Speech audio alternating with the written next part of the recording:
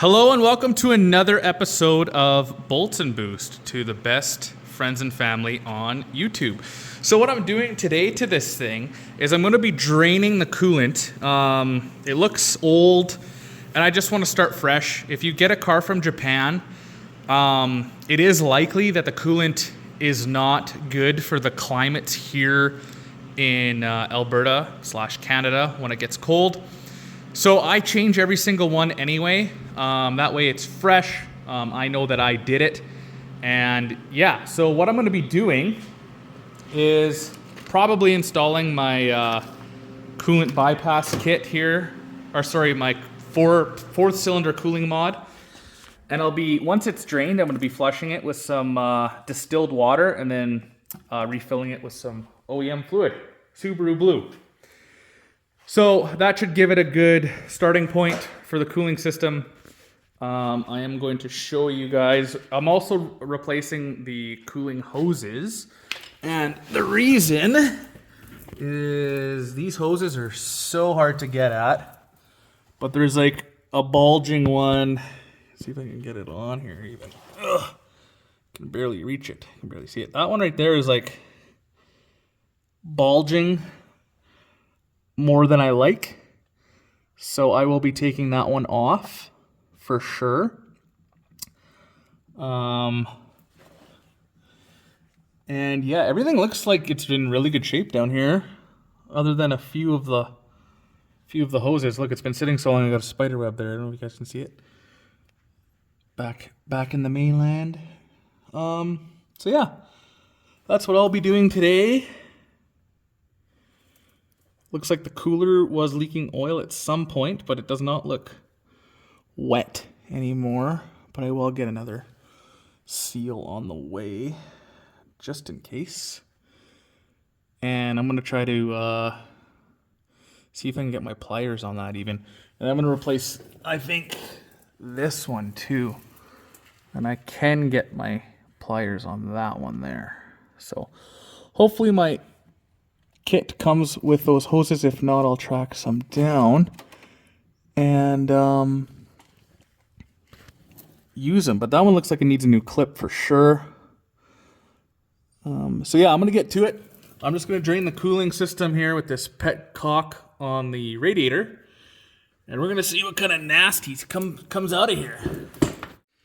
All right, so I let that petcock out and I'm draining the coolant. The coolant looks pretty good. Looks really clear, but again, it's just a nice basis point for me to have and peace of mind that I'm buying the right coolant in the same country. And I got to replace all my hoses to silicone hoses. So yeah, looks like it's pretty fresh.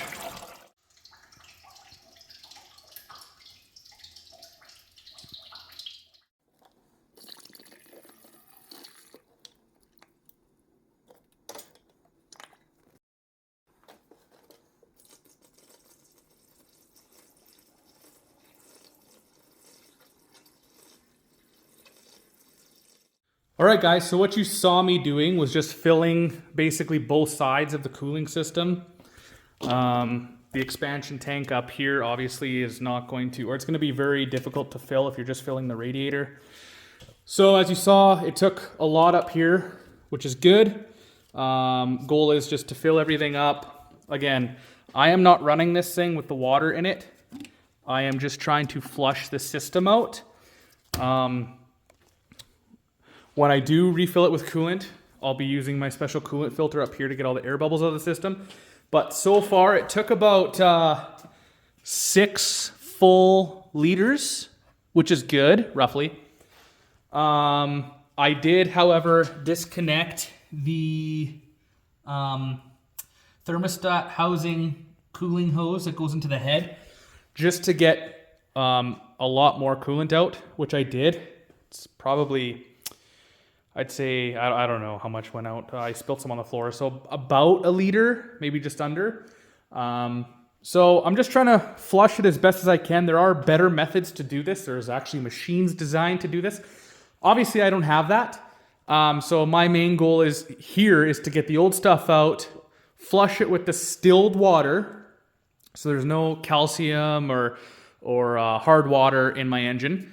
And then I'm going to put the new coolant in, and hopefully after doing this a couple times and then filling it with my special funnel up here, I can get most of that new stuff in.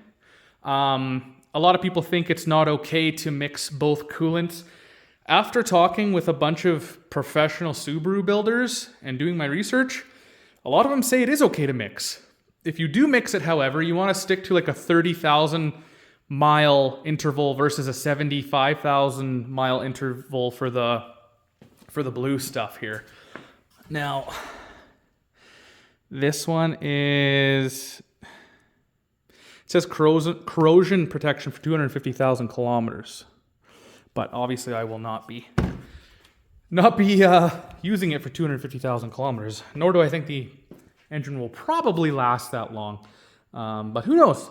But yeah, so that's what I did just now. That's what you saw me doing. I'm just gonna let it sit for a bit, and then I'm gonna drain that petcock down there on the radiator. Make sure there's no leaks. There is no leaks right now. And then once that is all drained, I'm going to replace it with all these hoses. I did go with a cheaper set that I found. They're still decently expensive though. I think it was like 150 bucks Canadian shipped. I just wanted to make sure that all the hoses were here for this EJ207 specifically, because I couldn't find a specific hose kit for that one. So I didn't want to go and spend the $300 or whatever it is Canadian for the Samco guys. But these are pretty good. Like, they're a decent looking hose for sure. So once everything settles and I drain the water, I will be replacing all of the hoses and trying to replace that cooler line. You can't really see it, but where I took the bolt out, just the oil cooler lines that run to the thermostat housing. So let's let this sit and drain the water and see what kind of gunk comes out. All right, time to let this sucker drain and hopefully clean some gunk out of itself. All right, just wanted to show you guys that I did get that piece off. This goes right in the front at the bottom, and it basically connects the thermostat housing to the oil cooler. These hoses were gonna burst at any given time, so I'm super glad that I chose to do this. Like, it's just swollen and soft, and yeah, like the wrong rock or the wrong pressure in cold weather, this would have just popped.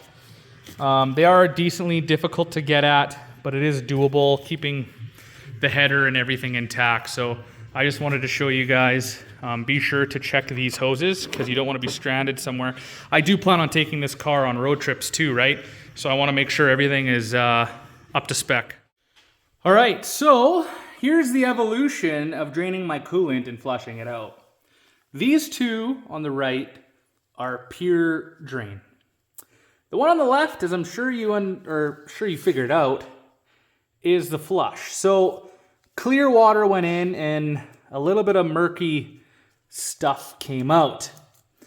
So, I mean, it did something, right? There was a little bit of sediment at the bottom of the drain pan over there. So it just lets us refresh the whole cooling system. I did do the exact same thing as I did last time. Drained all of this, and then I went below this side of the head and I pulled one of the hoses, and a lot more of the left side, so the clearer stuff came out. So I'm pretty confident that I got out a lot of the stuff, a lot of the murkiness. Obviously I didn't have to do this, but it's always good, and I like to take care of my things, so I did. That being said, a lot of you guys are probably wondering, why the heck did you go with red hoses? Now, usually I go with black, but every time I've went with black, it doesn't matter what brand I got, even the high-end stuff, I get these dots that appear, like it's like reacting with the coolant. I think it's superficial, but still, it just turns ugly. So I'm gonna see if this red stuff will prevent that, or you won't see it as much, or what have you. Now, I went with red just because I could, I guess. It's an STi, so there's red STi emblems, and there's the red intake manifold. The body is gray, so it's not that huge of a deal, in my opinion. I'm not so much for the wow factor when you open up the hood, but I want it to look clean, and hopefully this helps that. Now, that being said, right now I'm doing a process of elimination for the hoses. So I got the main one up top. I got these 2 expansion tank hoses on, and then I got the one that goes to the turbo here. If you're doing this, this is your friend. Get a pair of long angled needle nose pliers, and some specific hose pliers will help you out a lot, as they have myself. So what I'm going to do right now is I'm going to go through it. I'm going to try and figure out all those hoses. Some of the kits that I've got in the past actually came with like the PCV system hoses. This one didn't, and this is exactly why I wanted to buy a cheaper kit. This one came, I got this one before. I do believe I have these 2, I think, right here, if I'm not mistaken. They look really thick, but if I had to guess, those are them. And I got some other ones that I don't believe belong to the EJ207. Again, I could be wrong, but like, I'm not sure where these go. I think this one goes on the bottom portion of that expansion tank, if I remember correctly. Like right there. I'll have to confirm or deny that. But yeah, so I'm going to do all those hoses, and then I'm going to try and replace that squishy one down below with a better solution. I do have it on the way, but I do not want to wait. I guess the car is really not going anywhere until the brakes arrive anyway. But you guys are going to see a lot of stuff for this car. I spent a lot of money on it on Black Friday. So yeah, I think I'll end the video off here. Hopefully, you know, none of you guys really complain on me not filling it up with coolant, but I just don't know when that's going to happen. And that being said, all I'm going to do is I'm going to connect my special coolant funnel, which is right there, that yellow guy, with the appropriate fitting here. I'm going to fill up the cooling system from here, and then I'm going to let the car warm up, and it's just going to suck all the fluid, all the coolant in. I find that Subarus are pretty good without producing air bubbles in the system, because the expansion tank's way up here. I do recommend cleaning out your overflow tank, which I did do, so it's nice and clean down there. What the heck? Oh yeah, it's clean. Just a weird camera angle. But all the gunk should be out. Should have new coolant, new hoses, and new brakes, and a new exhaust system all the way from Japan, and new Rally Armor mud flaps are on the way, and just some little odds and ends up here. I'm buying new radiator stays just because these ones are a little corroded. And yeah, that'll be all. So as always, I hope you guys enjoyed the video. Again, filling the cooling system is really a simple process from here. Just gonna connect the coolant funnel there and let her rip, basically, with the OEM fluid. I do recommend you getting the appropriate fluid. And yeah, that's all I have for today. So hopefully you guys enjoyed the video. If you did, please give it a thumbs up. Check out other videos on the channel. Stay tuned for more videos on the STi. Like and subscribe. All right, everybody. Peace.